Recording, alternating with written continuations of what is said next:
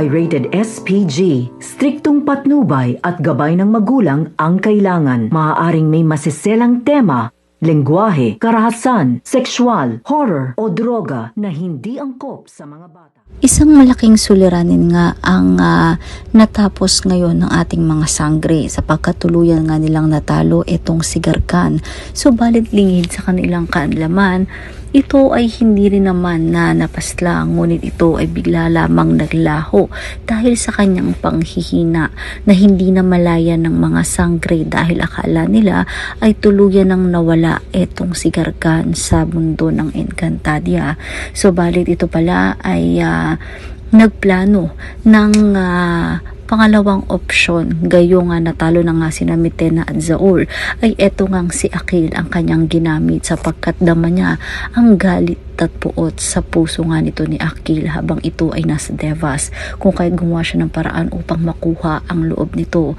Ito ang naging susi upang tuluyang makatakas si Akil dito sa Devas matapos nga niyang mapaslang etong si Bathalang Emre dahil nga sa hindi pagpayag nito na sumunod si Akil sa kanyang anak dito sa may Encantadia.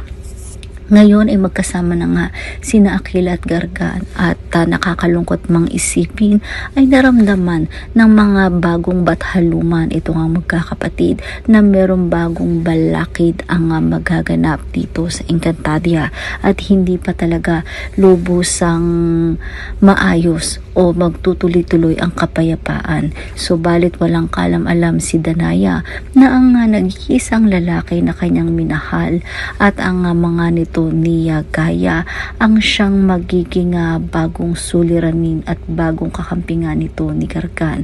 Ngunit paano nga ba matatanggap niya Danaya at ng mga sangre na ang isa sa pinakatapat na mga kawal simula pa noong unang panahon ang magiging traidor sa kanilang lahi at ang magsisilbi na kanang kamay nga nito ni Gargan. So ngayon ang plano ni Gargan ay magpalipas na muna at hanapin ang mga iba pang itim na bathala sapagkat batid niya na ang mga nakatatandang sangre ay hindi naman naglaho pagkus ang mga ito ay nagkaroon ng gantimpala bilang mga bagong bathaluman.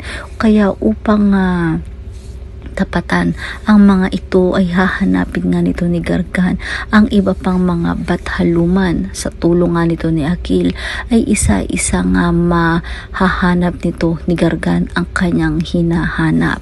Subalit ano nga rin ba ang magiging ganap nito ni Gaya gayong siya na ang hara ng Lireo at bilang panunumpa at bilang proteksyon dito sa kanyang kaharian ay ang kanyang pinakamamahal na ama ang kanyang makakalaban. So pakatunghayan nga natin ang muling pagbabalik ni Gargan at pagsasak nga nito sa Encantadia.